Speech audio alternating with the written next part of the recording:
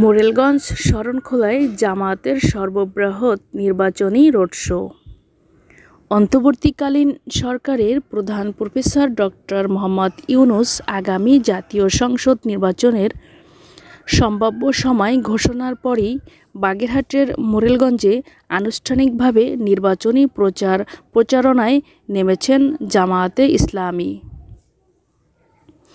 রবিবার বেলা ৯টার দিকে মোরেলগঞ্জ সরকারি সিরাজউদ্দিন মেমোরিয়াল কলেজের সামনে প্রথম পথসভা করে দলটি আনুষ্ঠানিকভাবে তাদের নির্বাচনী প্রচারণার যাত্রা শুরু করেছে। উপজেলা জামায়াতে ইসলামীর আমির মাওলানা অধ্যাপক শাহাদাত হোসাইনের নেতৃত্বে জামায়াতের মোটর শোভাযাত্রাটি মোরেলগঞ্জ থেকে ২৫ কিলোমিটার পথ পাড়ি দিয়ে নির্বাচনী এলাকার অপর উপজেলা শরণখোলায় দ্বিতীয় পদসভা করে। রোড শোতে প্রধান অতিথি ছিলেন জামায়াতে ইসলামী বাগেরহাট জেলার কর্মপরিষদ সদস্য। আসন্ন জাতীয় নির্বাচনে মোরেলগঞ্জ শরণখোলা আসনে দলটির মনোনীত প্রার্থী অধ্যক্ষ আব্দুল আলিম।